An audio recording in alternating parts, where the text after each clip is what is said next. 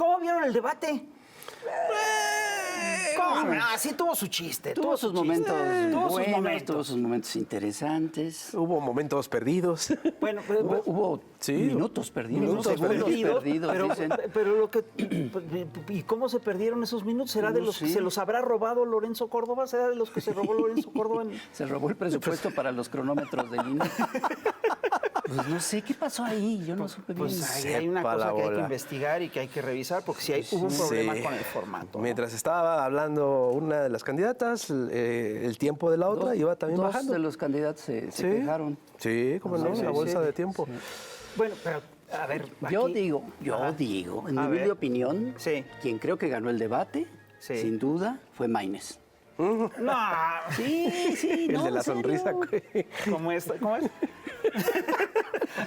No, por una simple razón. A ver. ¿Cuántos millones de personas no sabían de su existencia hasta hoy? Eso para ella es ganancia. No, yo creo que el debate lo ganó Xochitl. ¿Cómo le va a ganar? Ese fue un concurso Bueno, entre el que ganó, segundo y ¿qué el cosa? tercer ¿De qué se lugar. trataba? ¿Qué ganó? Ganó el concurso de mentiras. Ay. No, mira, bueno, lo que sí es que va a ser muy difícil hacer el debate del postdebate.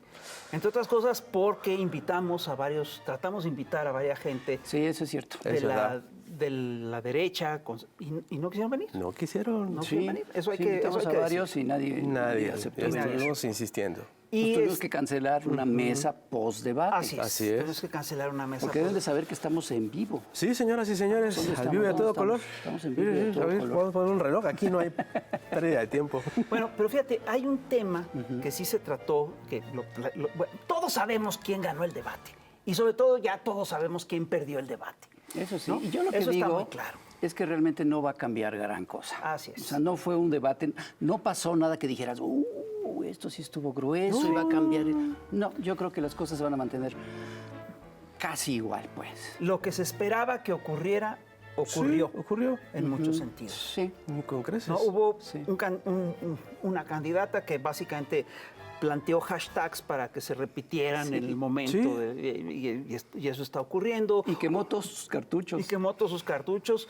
Hubo quien planteó proyectos de nación, etcétera. Está claro. Pero ocurre una cosa que es muy interesante. Al principio del debate, Claudia Sheinbaum habló de un tema que es muy importante y que nos tiene a todos en vilo, Todo el fin de semana no estuvo en vilo.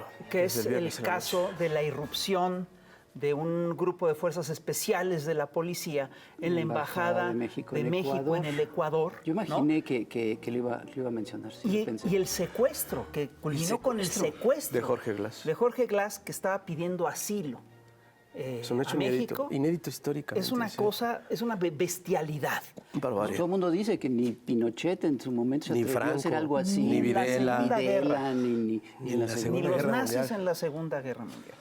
Entonces, bueno, para hablar del tema, le hemos pedido a una compañera ecuatoriana. Mira, ya llegó. Oye, qué ni más ni menos que Tú sí eres bueno. Gabriela Rivadeneira. Muy bienvenida. Bienvenida aquí. Gabriela. A Bienvenida, al México. Averno. Gracias. Al Averno. Bueno, A este programa. la verdad es un honor estar aquí con Gabriela Rivadeneira. Ella es una de las figuras pues, más importantes de la Revolución Ciudadana. Ella está aquí en México exiliada, ¿no? Fue presidente del Congreso, presidió el Congreso del Parlamento del Ecuador. ecuatoriano. Y es una de las figuras más notorias del correísmo, que ha sufrido una persecución judicial muy dura desde hace ya varios años. Como varios. Sí, personajes del tienen una correísmo. Y lista. sistemática, que me Y sistemática. Sistemática. A ver, pero empecemos por una cosa muy simple.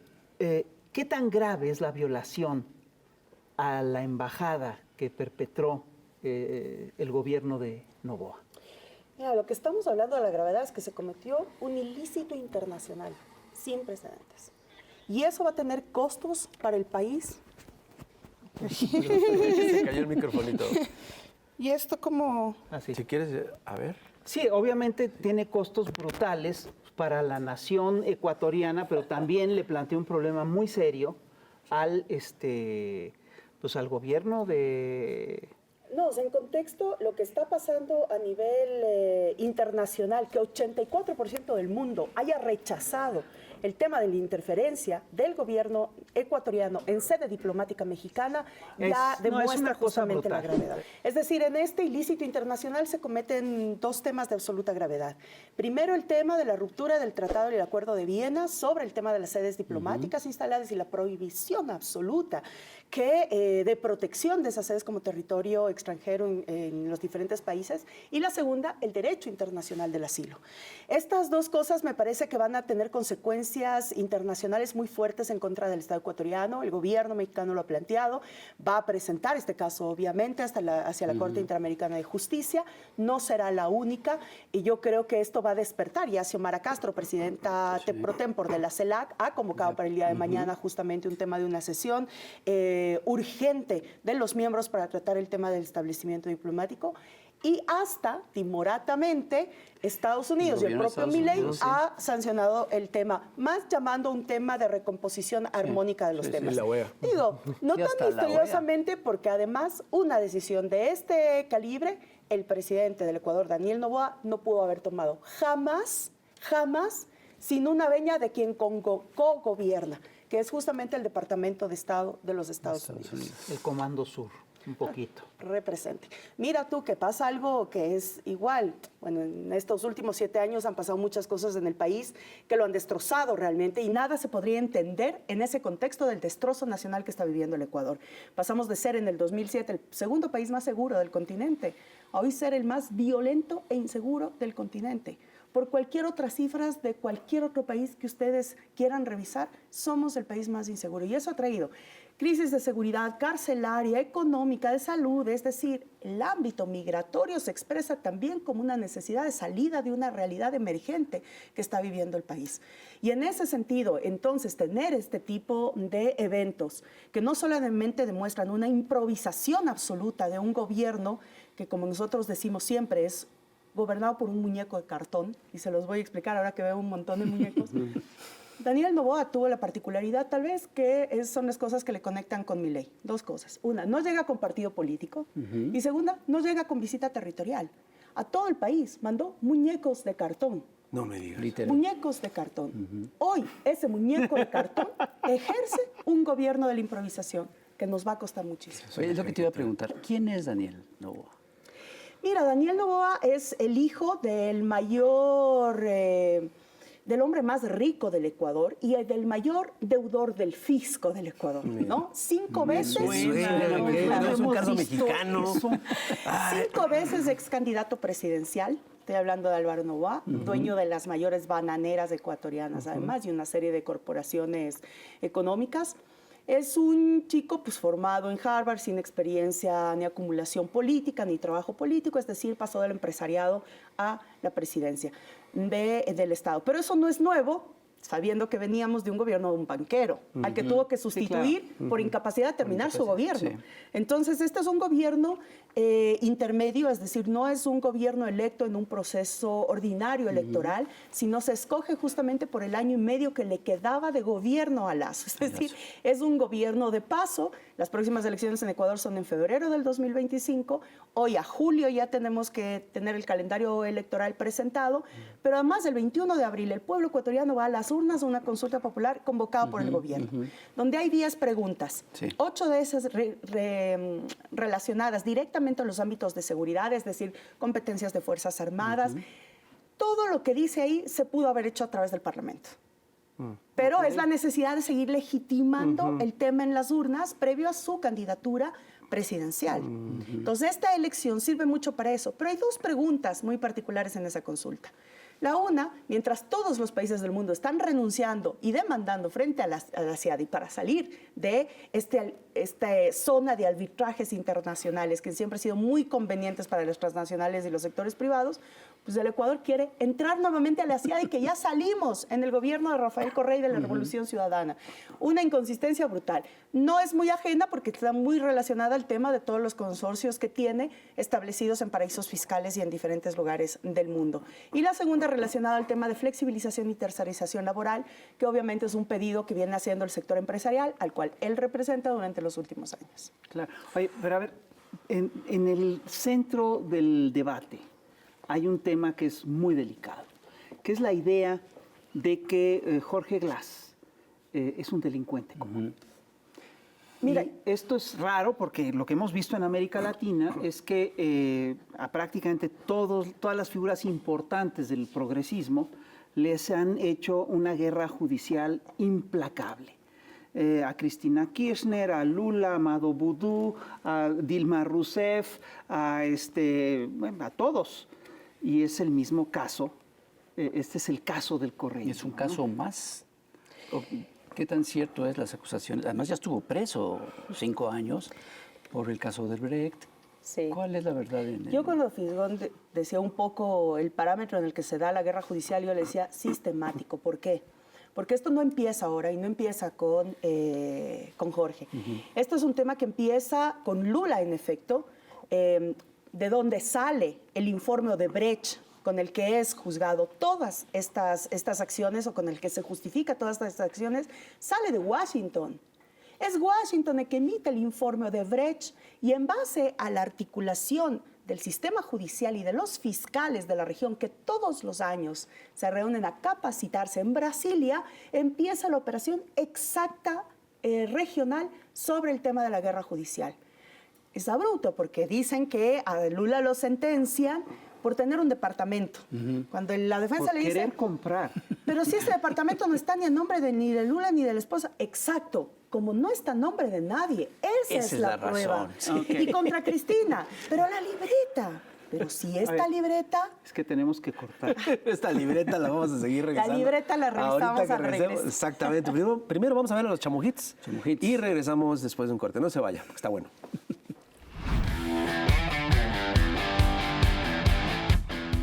Bienvenidos a Chamu Hits, el resumen de éxitos que absolutamente a nadie le importa. Estamos en época de elecciones y los éxitos del momento no pueden evitar contagiarse de las campañas electorales. Música para las urnas. En cuarto lugar está Enrique Krause, ese gran rock and rollero que está muy preocupado por llamar a los jóvenes a votar.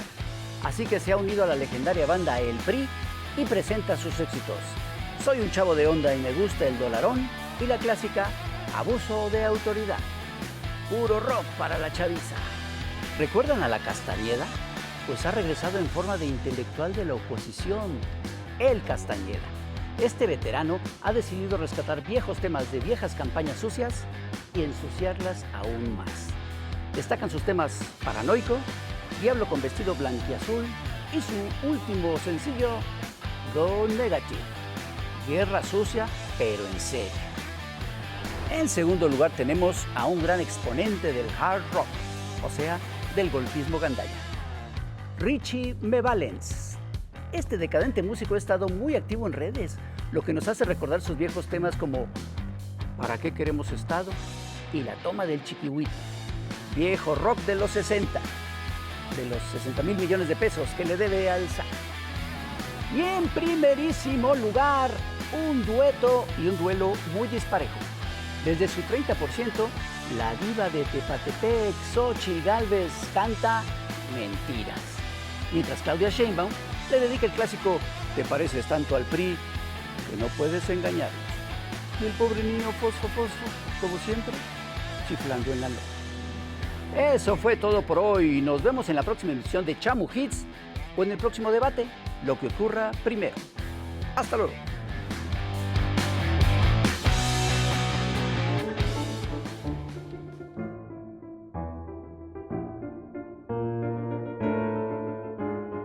Y aquí estamos de regreso con Gabriela Rivadeneira. Estamos ante una figura de las más importantes ecuatorianas del correísmo. Y estamos, te interrumpimos con la pregunta de la libreta, como prueba incriminatoria de Jorge Glass, que se parece a otros casos. O sea, la libreta de Cristina, que luego aplicaron el mismo formato contra la sentencia de Rafael, y acordémonos que todo esto empezó diciendo que Odebrecht había financiado la última campaña de reelección de Rafael Correa. Cuando no pudieron demostrar eso, dijeron que ya no era Odebrecht, que era la empresa privada. Cuando no pudieron demostrar eso, ya no era eso, era influjo psíquico. Sí. Rafael Correa tiene una sentencia de 8 años de prisión y de 25 años de prohibición de participación política, que eso es lo que realmente les interesa, por influjo psíquico. Y de ahí viene Jorge Glass, una serie de ministros, ministras, y bueno, toda la desinstitucionalización del Estado que hizo que justamente este formato se sostenga. Nosotros, por ejemplo, en mi caso, soy instigadora oficializada por el gobierno, por el expresidente Lenín Moreno, por los hechos de octubre del 19 de la protesta social, y así sucesivamente hasta el día de hoy, que vemos que Jorge Glass, quien ha tenido que pasar 7 años en prisión, que ahora había salido con medidas sustitutivas, tenga que ser nuevamente apresado, siendo asilado político del gobierno mexicano. El tema es importante porque el debate de fondo, el debate ético, tiene que ver con el hecho de que acusan, aquí incluso la derecha mexicana lo ha hecho, acusan al gobierno mexicano de estar encubriendo a un criminal. Y esto implica que sí es muy importante saber si Jorge Glass es un criminal o un perseguido político. Tienen un hombre inocente en prisión y lo han tenido durante todos estos años, reconocido incluso por la propia CIDH, que en varias veces intervino frente al Estado ecuatoriano sin tener oídos. Pero, ¿por qué es importante topar esto también? Lo plantean en esta mesa. Porque México no está tan lejano de que el formato de la guerra judicial empiece también. Bueno, ha habido indicios. Ha habido indicios. Pero además, ¿por qué? Todos nuestros gobiernos de izquierda de primera década del siglo XXI entramos con la consigna firme de lucha contra la corrupción y de rescate de la ética pública como un beneficio y un derecho común. Entonces, ¿a dónde tenían que apuntar? A eso. A la credibilidad de la gente. Si tú generas a través de la reivindicación de la ética como principio fundamental del ejercicio de lo público, saben que no te pueden ir porque hiciste mala obra, porque se te cayó por los supuestos sobreprecios, no, porque nunca existen y no los pueden demostrar. ¿Qué tratan entonces de afectar? La confianza y la credibilidad del pueblo generado a través de la lucha contra la ética. Por eso el tema de la corrupción se vuelve justamente en el justificativo que sale desde ese informe de Odebrecht, pero que se ha ido ampliando según la realidad y las circunstancias de cada país en otro tipo de supuestos delitos anclados a la corrupción. Y ahora no hay que asombrarse del tema de la narcopolítica. Lo que estamos viviendo en Ecuador en este preciso momento es lo que vivió México con Felipe Calderón. Lo que hicieron fue quitar tanto el Estado del territorio en alianza con las nuevas mafias que se están ampliando al sur del continente de crimen organizado, y eso te está desestabilizando con territorios completos. No es, digamos, es doloroso porque además las dos bandas que operan principalmente en el país son Sinaloa y Jalisco Nueva Generación. Ojo, Guillermo Lazo, banquero, expresidente de la República del Ecuador, dejó su gobierno y no pudo terminar su gobierno porque su cuñado estaba directamente relacionado en la mafia albanesa que entró a disputar territorio a ese crimen organizado.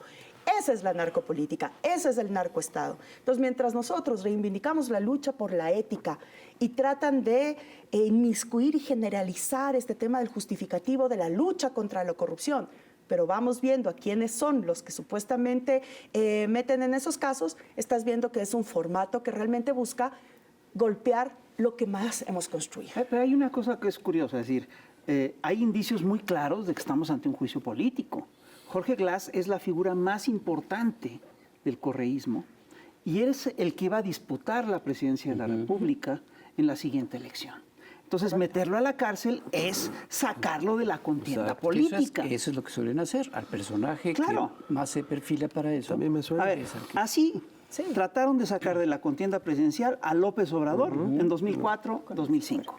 Eso hicieron con Cristina Kirchner, eso hicieron con Lula, eso hicieron con Correa hace unos años. Correa en flujo psíquico fue 2 días antes de que se inscriba de que se acepte la candidatura a vicepresidente. O sea, eso fue un juicio que... A medida. A medida. A medida. Bueno, entonces yo creo que México tiene muy buenas razones para suponer que Jorge Glass sí es un perseguido político. Mira, yo pasé... Ojo, estás hablando de un señor que fue vicepresidente de la República, no es cualquier cosa. Perdón. No, sí, y porque además estás hablando de un tema... Yo soy asilada política del gobierno mexicano. Yo viví 3 meses en la Embajada de Quito, en la Embajada de México en Quito. Después de esos 3 meses, es en enero del 2020 que llegamos acá, 7 compañeros que permanecimos en la Embajada.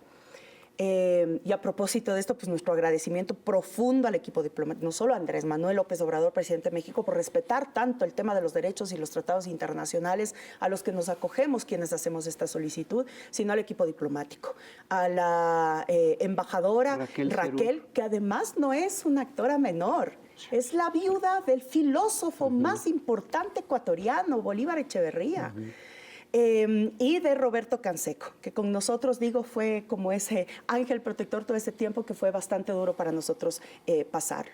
Pero ¿qué pasa cuando tú entonces presentas esa opción? No es que tú dices, quiero el asilo y al día siguiente te lo dan. Pasamos una serie de estudios, de comprobación de casos, de evidencia de que realmente pasas por un... O sea, Jorge Glass estuvo casi 2 meses en la embajada. Así es. Entró solicitando y le dijeron, bueno, hasta analizar tu caso, eres huésped. Y una vez que comprueban y que ya viene la arremetida directa contra Jorge y que se comprueba que es un hecho en efecto político, el gobierno mexicano otorga ese asilo. Entonces, no digo, no es un tema casual ni visceral o como quieren venderlo hacia afuera. Ah, no, pues es que Andrés Manuel está protegiendo a todos sus amigos comunistas y no narcos. Y narcos, además. No, hay un tema de estudio profundo porque además el asilo tiene que ser justificado no solamente a través de los tratados internacionales, sino por las propias normas nacionales a las que nos acogemos una vez que solicitamos el asilo. Pongo un paralelismo para demostrar que nosotros siempre hacemos las cosas apegados a esos tratados y al derecho. Mónica Plasencia, ministra del Interior del gobierno de Daniel Noboa, empresaria mexicana, pidió la nacionalidad ecuatoriana para poder ser ministra el 20 de noviembre del 2023. Y el gobierno le otorgó el 23 de noviembre del 2023 la nacionalidad.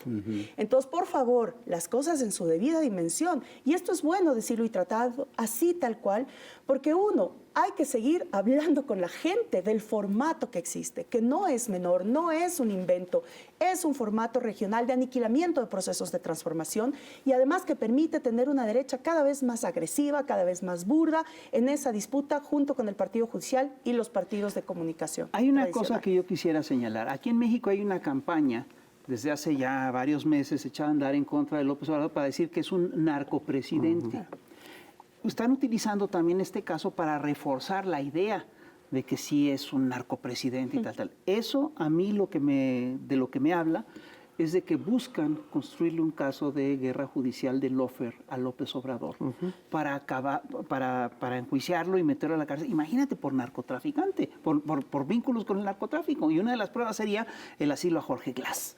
Mira, como hace 2 años fui invitada al Senado acá para hablar en el marco de la guerra judicial, el formato y cómo funciona.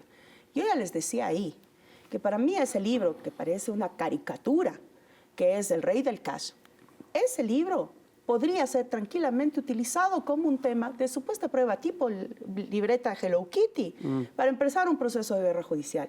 Cualquier cosa que a nosotros nos parezca caricaturesco, créeme, que para este sistema en el que estamos inmersos, con un sistema de justicia, que además lo hemos debatido muchísimo aquí mismo en México en los últimos años, que lo hemos debatido en todos los países de la región porque hay un problema real, entonces tienes una triada perfecta.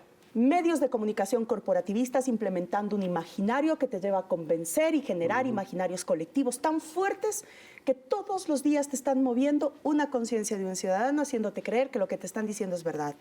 Pasa al sistema judicial y el sistema judicial no tiene ningún embrollo en sacarte una justicia porque ya fuiste ajusticiado por la retórica mediática y por esas grandes masas sociales. Pero nada de esto puede pasar sin la presencia del Departamento de Estado. Y si el sistema judicial está en connivencia con esos intereses, pues por supuesto. Entonces sí se puede decir que el nudo, que hay una pareja actuando, que es la guerra judicial, la guerra mediática, pero yo sí creo que el nudo de ese binomio es, sin lugar a dudas, la narrativa. Sí, la guerra mediática es el núcleo de esta guerra de descrédito. Es el que facilita que la guerra judicial se ejecute.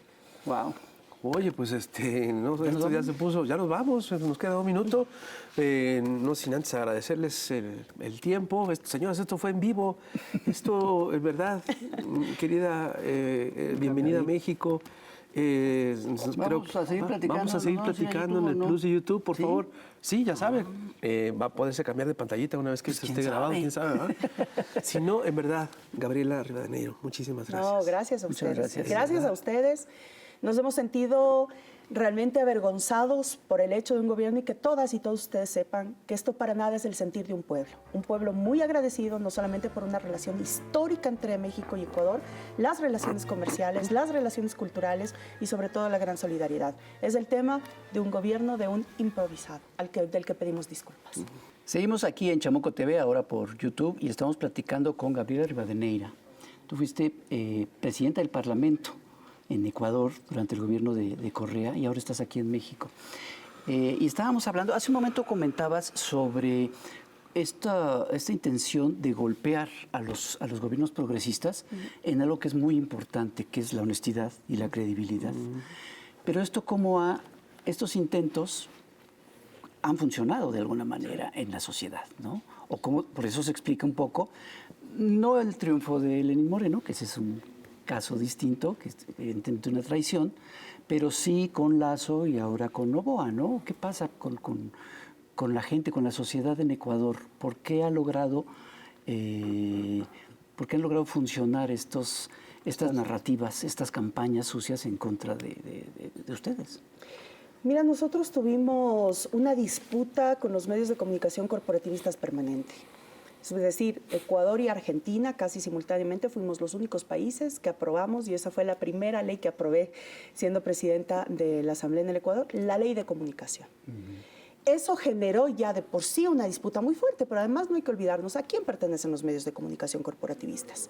Y cuando tú planteas al ser humano por sobre el capital y empiezas por un modelo económico de redistribución de la riqueza, afectas privilegios de una clase y una élite económica que no te perdonan. Y si a esto tienes que la primera década fue un bloque de integración más importante que hemos visto en las últimas décadas de nuestra, si no es en la historia de nuestra región, bueno, después de la Gran Colombia, etcétera, la más integradora, afectó los intereses del norte. No por algo estamos viviendo los 200 años de la doctrina Monroe, hay que recordarnos.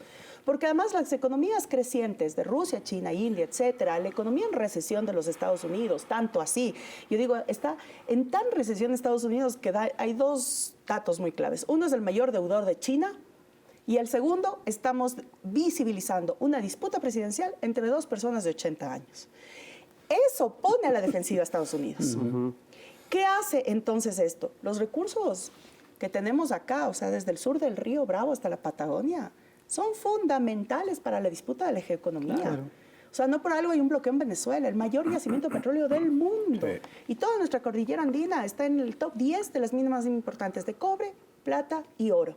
Sin contar la triple frontera donde tenemos la reserva de agua dulce más importante del continente. No tomar en cuenta esto es no saber y no entender entonces por qué este formato implementado. Entonces, lo que no pueden ganar en las urnas, tratan de ganar a través de estos formatos. Entonces, claro, como golpeamos privilegios, todo es como una revancha nefasta, porque es una revancha no contra el ser político, sino contra todo un país. Cuando yo les decía, y no exagero, que el Ecuador está realmente quebrado, es producto que se dedicaron a poner al Estado a la persecución política en vez de poner al Estado a la atención de la gente. Y como yo decía, Lazo fue la mayor muestra en el mundo de que jamás alguien que tiene un pensamiento capitalista de acumulación del capital y un empresario va a poder gobernar un aparataje público, porque no lo entienden, no lo comprenden. Y en ese sentido lo que nos ha pasado es muy nefasto, pero es ese formato. Oye, Gabriela, una pregunta. Entonces, con este escenario, ¿qué tan feroz se puede visualizar este lawfare en contra del correísmo? Tan feroz que tiene toda su dirigencia en el exilio. Tan feroz que tenemos un Rafael sentenciado por influjo psíquico como asilado político en Bélgica. Cuando salió el asilo político en Bélgica, ahora resultaba para los medios de comunicación de la derecha que Bélgica era gobierno correísta. Cuando la ONU se ha manifestado por los casos, resulta que la ONU es correísta. Y ahí funciona muy bien un tema que nos ha funcionado. Es un influjo psíquico. La culpa es de Correa. Hoy, en la mañana, uno de los titulares de uno de los principales medios televisivos del Ecuador decía, espérate, me lo apunté porque no quiero cometer ¿No quieres? Correísmo desata otra crisis diplomática. Eso era lo que circuló en todo lado. Mira. Entonces la culpa es de Correa. Que si se cae el puente, la culpa de Correa. Si cayó más lluvia, la culpa de Correa. Si hizo mucho sol, la culpa de Correa. No miento. Es un tema muy instaurado que ha permitido que, primero, que la derecha ecuatoriana desinstituya el Estado. No existe. ¿Por qué? Porque ese es uno de los requerimientos del Fondo Monetario Internacional. ¿Ya? Volvimos al sobreendeudamiento brutal de nuestra economía, a una situación de migración, a un regreso de transnacionales. Es decir, es un cóctel molotov lo que estamos teniendo hoy en el Ecuador, con toda la dirigencia del correísmo fuera, por acusaciones o de influjo psíquico, o de instigación, o de rebelión. Yo digo, es absurdo creer en pleno siglo XXI, y cuando entramos a la embajada, los compañeros que entraban de terceros secretarios, es más, los más chiquitos de la carrera diplomática, nosotros resultamos ser como un laboratorio, porque decían, es que esto solo lo vimos en los libros de historia, como que algo que jamás podía haber pasado de nuevo. Claro, a las 2 semanas de que entramos nosotros fue el conflicto en Bolivia. Y cuando nos encontramos nuestros primeros meses acá en México, convivimos incluso con familias bolivianas también en asilo. Entonces, esto realmente va a tener que ser estudiado, no solamente, y ojalá por las ciencias políticas, por la población, hay que hacer pedagogía popular para que el pueblo comprenda, para que la ciudadanía cache este formato, para que pueda familiarizarse incluso con la temática, pero aún más va a ser casos de estudio para cuerpos diplomáticos, para carreras de abogacía, para quienes estudian multilateralismos, relaciones internacionales. Es decir, realmente el Ecuador, lamento decirlo, porque cuando pasó a ser la muestra del gran jaguar de América como el país que más rápido redujo las brechas de desigualdad, hoy somos el ejemplo de todo lo que no se puede ni se debe hacer. Pero a mí me llama la atención lo que estás diciendo, porque fíjate, Estados Unidos es efectivamente pues el gran imperio del siglo XX, y básicamente controló al continente latinoamericano, al subcontinente latinoamericano, mediante golpes de Estado. Ya cambió esta estrategia, y ahora lo hace mediante golpes, mediante estrategias de guerra irregular, que incluyen golpes mediáticos y golpes judiciales. Y presiones diplomáticas, bloqueos, presiones económicas, etcétera, ¿no? Entonces, esto es perfectamente sintónico con lo que firmó Obama en 2009, que son las doctrinas de guerra irregular. Estamos enfrentando golpes de Estado de guerra irregular. Y estamos viviendo en Ecuador, lo que tú no me estás describiendo, es una estrategia de lawfare de alta intensidad. ¿Es correcto? Completamente. Hay quienes mucho debaten eso porque dicen, bueno, le estamos poniendo categoría a algo que debería ser considerado tan grave, porque tan grave es un llamado golpe blando como un golpe de alta intensidad. Está en debate militar, ya en categorías, digamos, más de ciencias políticas, pero en definitiva es eso. O sea, imagínate, en Ecuador no solamente fue el apartaje mediático, el sistema judicial, las sentencias, sino que además en Ecuador nos proscribieron partidariamente. Pasamos 5 años sin partido. Sin posibilidad de partido. Cuando nos quitaron el partido. De hacer Arevalo ahorita en Guatemala. Y lo que trataron con Evo Morales también, que no pudieron contra el MAS después del golpe de Estado. En Argentina no se van a meter con el peronismo y en Brasil no se van a meter con el Partido de Trabajadores. A nosotros nos quitaron el partido y no nos dejaban inscribir partido. Nos tuvieron 5 años proscrito partidariamente. Y yo te lo digo porque yo me quedé secretaria ejecutiva en ese tiempo y 3 veces presenté con mi firma la solicitud. Una me dijeron que no, porque no podíamos llamarnos Revolución Ciudadana, porque era el eslogan del gobierno anterior. Otra que no podíamos llamarnos Revolución Alfarista, esto es jocoso. Una que no podíamos llamarnos Revolución Alfarista, porque Alfaro, que fue un gran precursor de un sistema liberal en nuestro país hace 100 años, no podíamos llamarnos así, porque Alfaro era un liberal de su época y nosotros somos un movimiento antineoliberal. Eso era el informe formal. O sea, con nosotros sobrepasaron todo tipo de ridiculeces. Y después nos dieron el casillero para recoger firmas. Recogimos firmas en tiempo flash. Y el día antes de entregar las firmas, el mismo casillero entregaron al partido del expresidente Lucio Gutiérrez, derrocado por el pueblo ecuatoriano. O sea, hemos pasado realmente, este formato en Ecuador ha sido muy complejo por una serie de experimentos extra formato, que fue lo que se vivió en los otros países de la región. Pero igual de aniquilador, eso sí. Oye, ¿qué avisoras tú que va a suceder después de lo que vivimos el fin de semana pasado? este asalto a la Embajada de México en Ecuador, el secuestro de Glass. Ya el presidente Noboa perdió la mayoría en el Congreso. Muchos países ya se manifestaron apoyando, pues, en solidaridad con México, incluso, mal que bien, pero la OEA, Estados Unidos, en fin. ¿Tú qué avisoras que va a suceder en las próximas semanas? Por un lado, yo creo que, por supuesto, el gobierno mexicano está en toda la potestad y derecho de pedir las sanciones más graves, y me duele decirlo yo, pero es que si fuera el contrario, pues yo lo haría. O sea, si yo estuviera a cargo de mi país, yo haría la misma exigencia de las medidas más fuertes en contra de una violación, insisto, de una ilegalidad internacional brutal que no puede dejar un precedente como este. Tan sin precedente que no puede ser este el precedente que se deje a nivel internacional. Y yo creo que ante eso todos los organismos internacionales sí van a tener que observar muy bien qué tipo de medidas toman frente al gobierno ecuatoriano, y esto sí yo la ratifico mucho, no frente al Ecuador, sino al gobierno ecuatoriano, frente a las inconsistencias que se han presentado. Que aspiro yo que el gobierno de Noboa recule en esto. ¿Crees que avance el juicio político? Yo creo que avance el juicio político.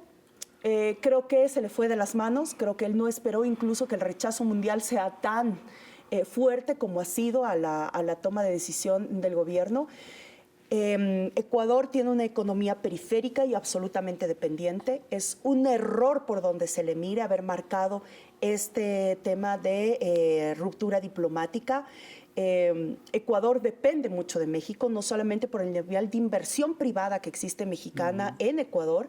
Estamos hablando de más de 15 millones de dólares, y no es por mucho más, es decir, farmacias, pan, alimentos, etcétera. Hay una fuerte inversión privada de México en Ecuador, pero además, al quedarnos sin sede diplomática, estamos diciendo que no tenemos a dónde acudir para el pedido de visa, que es requisito inherente a la posibilidad de que cualquier ecuatoriano pueda venir a México.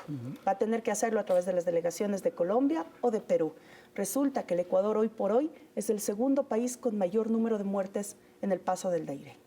Y eso realmente te da entonces síntomas de que esta decisión tomada por el presidente Noboa le va a costar muchísimo, y yo aspiro de verdad, por el bien del país, que recule, que pida las disculpas necesarias, que acepte una forma de sanciones que puedan marcar un precedente, pero que se dé cuenta el Ecuador y el mundo que un tipo de este altercado, de esta ilegalidad, de esta barbarie, no puede ocurrir nuevamente, peor en siglo XXI.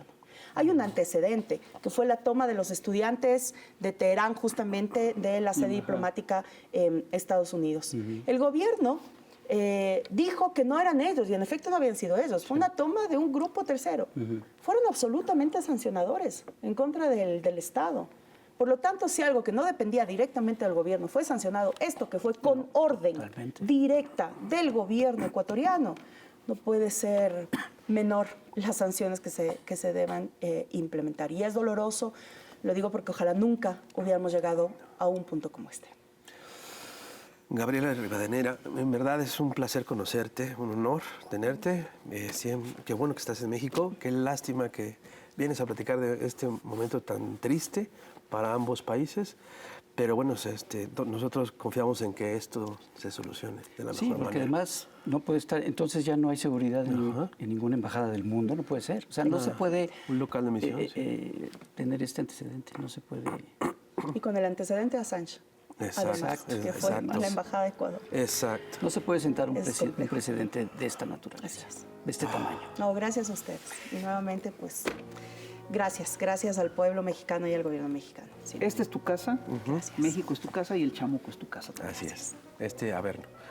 Señoras y señores, otro programa para compartir, coleccionar, comentar. Ya lo sabe, cuídense mucho y nos vemos a la próxima. Ya lo sabe, bye, cuídense, coméntenlo. Cuídense mucho, ya saben.